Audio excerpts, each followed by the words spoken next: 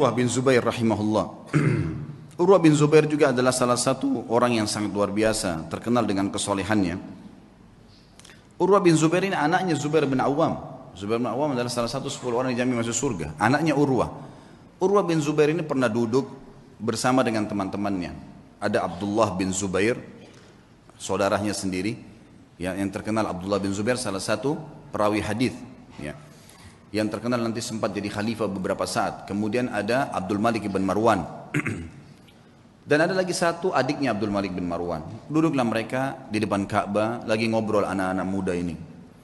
Kemudian mereka sambil berkata, cobalah kita saling, ya, memohon kepada Allah, berharap sesuatu yang paling dia harapkan di depan Ka'bah. Siapa tahu Allah kabulkan. Berkatalah Abdullah bin Zubair, saya berharap menjadi khalifah, menguasai Hijaz, Mekah dan Madinah. Lalu adiknya berkata, adiknya lagi, yang satu mengatakan, saya mau menjadi penguasa Khurasan, wilayah Persia. Abdul Malik mengatakan, kalau itu angan-angan kalian, maka saya berharap menjadi khalifah muslimin secara umum, menguasai semua wilayah Islam.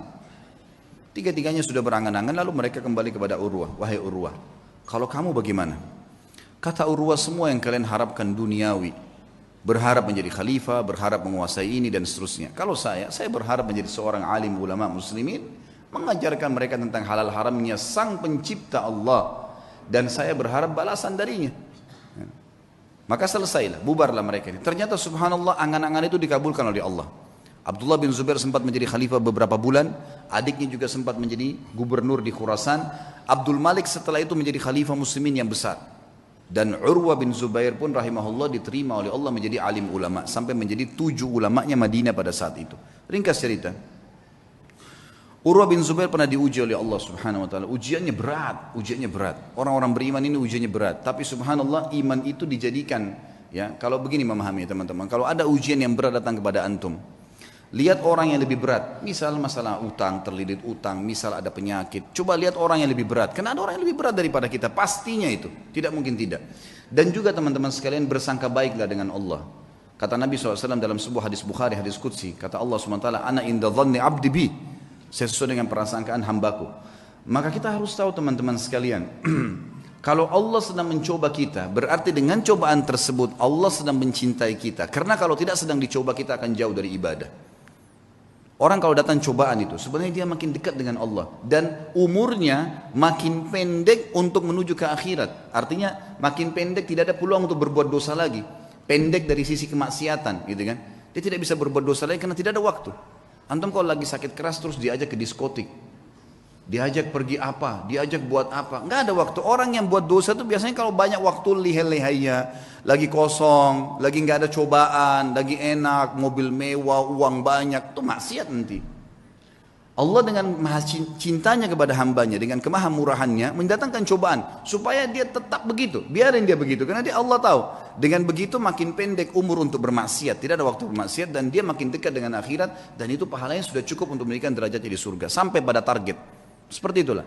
Maka nikmatin tuh cobaan, jangan terlalu banyak mengeluh. Coba nikmatin. Nanti akan kita sebutkan kisahnya. Urwah rahimahullah, beliau pernah mendatangi seorang khalifah, adiknya lagi Hisham, namanya Al-Walid ibn Abdul Malik. Al-Walid ibn Abdul Malik ini teman dekatnya dia, Jadi khalifah setelah kakaknya meninggal. Kemudian diundanglah Urwah bin Zubair ini rahimahullah dari Madinah datang ke Irak, di Damaskus waktu itu. Dia bawa anak laki-lakinya teman-teman sekalian. Anak laki-lakinya ini anak laki-laki yang sudah hafal Quran, umurnya sekitar 20 tahun, dibawa sama Urwah, dan ini mau dicetak jadi kadernya dia.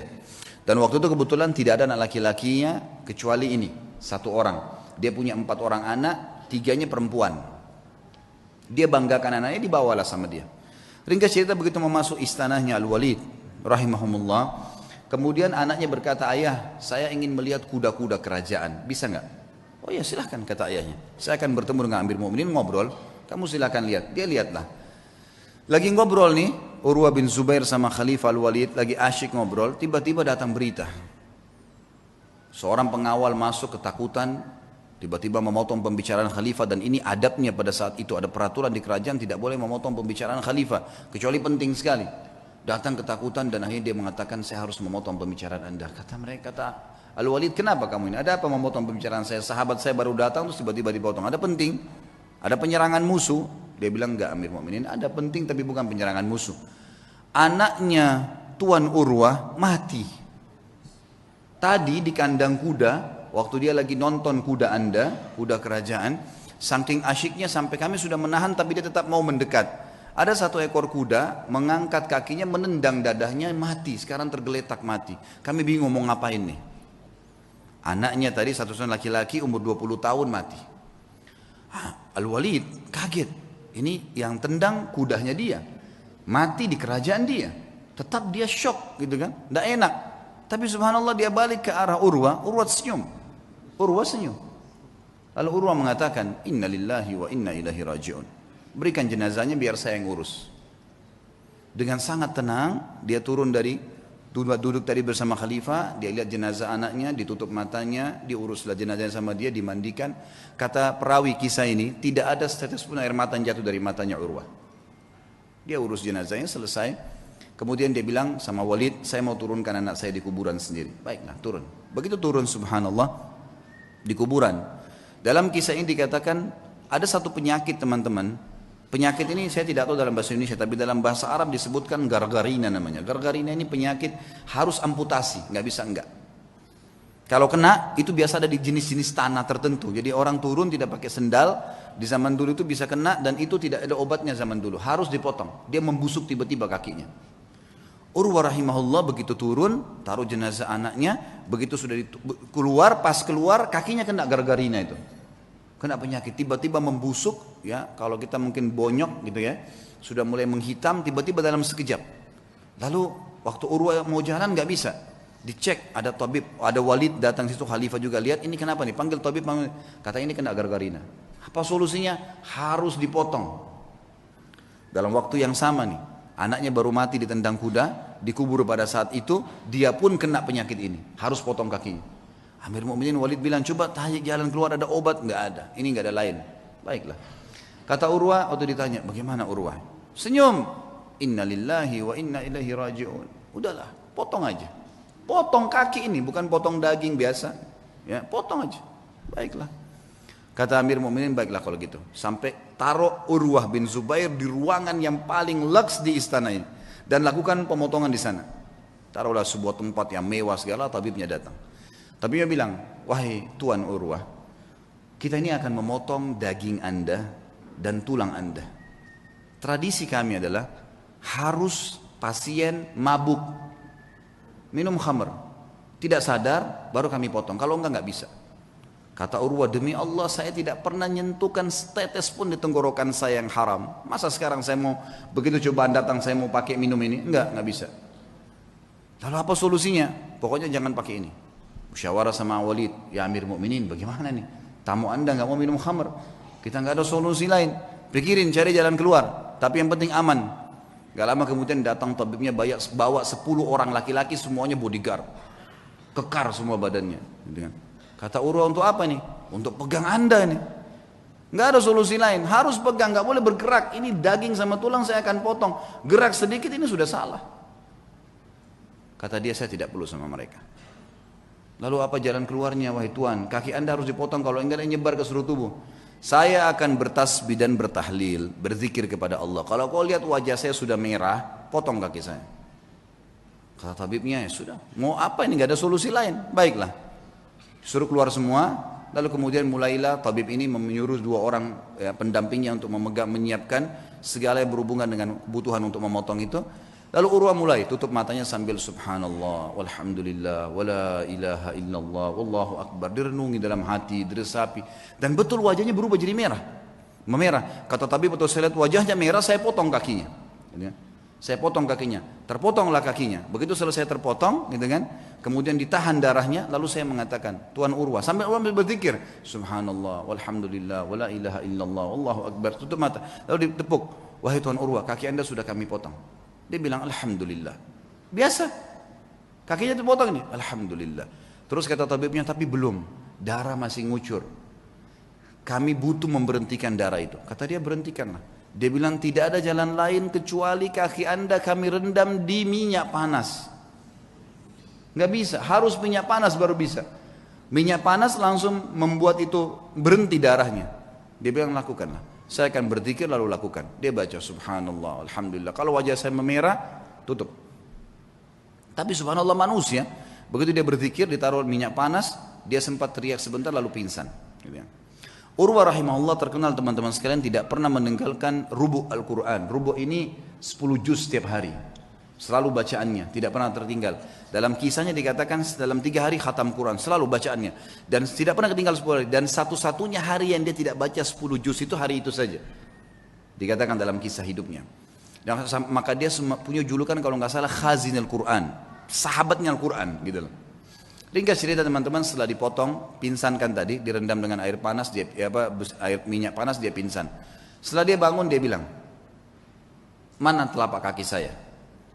Didatangkan, orang semua heran, kenapa dia bilang, minta kakinya. Diambil sama dia, lalu diangkat sama tinggi, lalu dia bilang, demi Allah, selama 40 tahun, itu umurnya Urwah 40 tahun, selama 40 tahun, belum pernah sekalipun saya gunakan kau ke tempat yang haram. Dan saya bersyukur kepada Allah karena kau dikembalikan padanya dalam kondisi kau suci. Tidak pernah satu kali pun ke tempat yang haram. Dia berikan kesaksian terhadap dirinya. Dan ini boleh diucapkan kalau seorang mukmin yakin dengan apa yang dia lakukan. Baiklah. Kemudian setelah itu dia pulang ke Madinah teman-teman sekalian. Tentu sebelum pulang ke Madinah Amir Mu'minin ini bingung gimana caranya meringankan bebannya Urwah nih. Supaya dia bisa tenang. Subhanallah di hari yang sama dengan hikmah Allah ada suku Arab datang, Badui. Mereka kelihatan dari padang pasir kondisinya sangat susah gitu. Masuk. Ada satu di antara mereka matanya buta ditopang oleh teman-temannya. Begitu masuk kata Al-Walid, apa cerita kalian nih? Dari mana kalian? Kami dari kampung ini kami butuh ini dan seterusnya. Terus ini yang buta kenapa nih? Ceritalah. Walid ini bilang saya tidak tahu kenapa saya tanya. Kata yang buta itu, wahai Amir Mu'minin, saya pemimpin mereka. Saya kepala sukunya. Dan saya ini Amir Mu'minin adalah orang yang paling sehat dulunya. Mata saya sehat, orang yang paling kaya dan paling banyak keturunan saya. Tapi keadaannya sekarang jadi begini. Kata Amir Mu'minin, memang apa ceritanya kamu nih? Dia bilang ceritanya begini Amir Mu'minin. Satu malam saya sedang jalan sama istri sama anak saya semua sama dayang-dayang saya. Jumlahnya banyak nih, ratusan orang. Semua harta saya bawa. Saya mau pindah kota. Kami turun di sebuah lembah, tiba-tiba waktu lagi tidur malam, ada banjir nggak tahu dari mana di padang pasir tuh lembah, mengangkat semuanya, kemah-kemah, harta, unta-unta, semua anak istri saya mati semuanya. Terbawa dengan air, banjir tiba-tiba, nggak tahu dari mana. Ini kisah nyata, semuanya hilang. Ya. Dia bilang saya pun menyelamatkan diri saya dengan bergelantung di sebuah pohon yang masih ada di situ. Saya pegang. Pada saat saya lagi pegang pohon itu, saya melihat air sudah hilang, gitu, sudah mulai reda. Tinggal ada satu ekor unta yang terikat di tali tadi, dan ada anak saya tergantung dengan bantal tidurnya itu di sebuah ranting pohon gitu. Maka saya pun turun melihat anak saya masih hidup, saya pun coba selamatkan dia. Saya biarkan anak saya itu, kemudian saya kembali ke unta tadi ingin membuka talinya. Waktu saya ingin membuka talinya, saya dengar anak saya menangis. Saya balik, ternyata leher anak saya, kepalanya sudah di mulut serigala. Dia bilang saya balik mau kejar udah nggak bisa, anak saya sudah dibawa lari sama serigala itu. Maka saya coba mau selamatkan diri saya sendiri. Begitu saya balik ke arah unta ini mengangkat kakinya dan menendang ke mata saya sehingga saya buta. Maka dalam satu malam Amir Mu'minin saya jadi orang yang buta, jadi sakit, anak istri saya hilang, harta saya semua habis. Kata Amir Mu'minin Al-Walid, alhamdulillah yang telah mengutus kamu datang ke sini. Berikan semua apa yang dia mau orang ini, penuhi semua kebutuhannya dan bawa dia kepada Urwah, suruh ceritakan kisahnya. Diceritakan lagi kisahnya untuk meredam. Ya ternyata di atas Urwah masih ada yang lebih berat gitu. Orang berterima kasih pada Walid, kemudian dia pulang ke Madinah. Waktu pulang ke Madinah, orang-orang semua pada datang nih. Sabarlah, beginilah, begitulah, dan seterusnya. Saya sebutkan dalam bahasa Arab ya. Kemudian pada saat orang banyak mengatakan kepadanya, sabarlah dan seterusnya, lalu dia mengatakan pada tamu-tamunya, la yakhluwannakum ma tarawun. Jangan sampai kalian merasa sedih dengan apa yang kalian lihat. Atau kalian mungkin menganggap ini sesuatu yang berat. Faqad wahaballahu azza wa jalli arba'a minal banin. Sesungguhnya Allah mengaruniakan saya 4 anak. Fa akhadha wahidan, dia mengambil 1, wa abqali 3, dan masih memberikan saya 3. falahul hamd, maka saya bersyukur dengan itu, dengan matinya anak saya. Wa a'tani arba' minal atraf, dan memberikan kepada saya 4, 2 tangan 2 kaki. Fa akhadha minhu wahidan, dan dia cuma ambil 1 saja. Wa abqali 3 falahul hamd, dia meninggalkan 3, saya bersyukur dengan itu. Kakinya dipotong bisa bersyukur, luar biasa ya. Fa wallahi, demi Allah, dia bilang, dia motivasi dirinya dan juga motivasi kepada orang yang dengar. Lau akhadallahu minni qalila, kalau seandainya Allah mengambil sedikit dari saya, faqad abqali katsira, dia telah meninggalkan buat saya hal yang banyak. Fa in ibtalani marrah, kalau dia coba saya dengan 1 kali, faqad talama afani marrat, dan dia telah memaafkan saya dan menyelamatkan saya dalam banyak kejadian yang lain.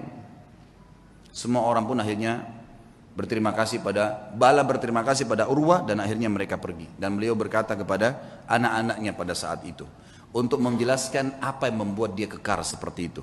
Ya baniya, wahai anak-anakku, yang masih hidup ada 3 orang, ada istrinya, semua keluarganya masih ada. Ta'allamul ilm, belajarlah ilmu agama yang benar. Wa'tuhu haqqah, dan lowongkan waktu untuk itu, kasih haknya. Jangan cuma anggap remeh kapan ada waktu ta'lim, enggak. Luangkan waktu, harus setiap hari dengar ilmu. Innakum in takunu sighara qaumin, kalau seandainya hari ini kalian menjadi orang yang kecil, fa'asallahu an yaj'alakum bil ilmi kubara'al qaum, maka satu waktu pasti Allah jadikan kalian orang yang besar karena ilmu itu.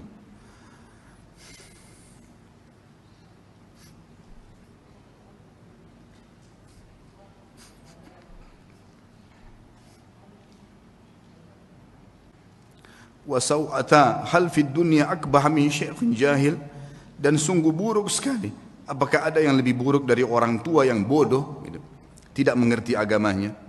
Lalu beliau berkata juga, iyyakum antarau sadaqata annaha sadaqatun bal i'tabaruha hadiyah, hati-hati jangan pernah kalian melihat amal yang kalian kerjakan atau sedekah yang kalian keluarkan adalah sedekah yang kalian anggap remeh, tapi jadikanlah sedekah itu sebagai hadiah, tahdilillahi azza wa jal, yang kalian berikan hadiah kepada Allah subhanahu wa ta'ala.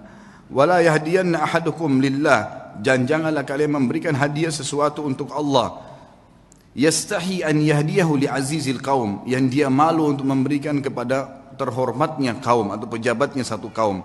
Fa inna Allah azza wa jal azzu wa akramul kurama, karena Allah itu adalah zat yang paling pantas untuk dimuliakan, dan dia adalah zat yang paling layak dan paling pantas untuk memberikan balasan yang lebih mulia. Wa haqqu an takhtar li hadiyatikum, dan yang paling pantas kalian berikan hadiah yang terbaik dari kalian. Kemudian beliau mengatakan, ya baniya, wahai anak-anakku, idza ra'aitum min rajulin fi'latal khair, kalau kalian melihat dari seseorang perbuatan baik darinya, fa'ammilu bihi khaira, maka pasti jadikan orang itu baik, sangka baiklah kepada orang itu. Wa in kana fi nadarin nasi rajulus su', walaupun dia di mata orang dianggap buruk, fa innalaha akhwatun amsalihah, karena perbuatan baiknya itu pasti punya saudara-saudara kebaikan yang lain. Wa idza ra'aitum min rajulin fi'latal syarr, kalau kalian melihat perbuatan buruk dari seseorang, laki-laki atau seseorang, fahdharuhu, hati-hatilah dari orang itu. Wa in kana fi nadarin nasi rajulun khair, walaupun di mata manusia dia adalah orang yang baik. Fa innalaha akhwatun amsalihah, karena perbuatan buruk itu punya saudara-saudara yang ikut dengannya. Wa'lamu, ketahuilah, annal hasanati tadullu ala akhawatiha, bahwasanya semua kebaikan-kebaikan akan mendatangkan saudara-saudaranya. Wa annas sayyiati tadullu ala akhawatiha, dan seluruh dosa-dosa juga memiliki saudara-saudaranya.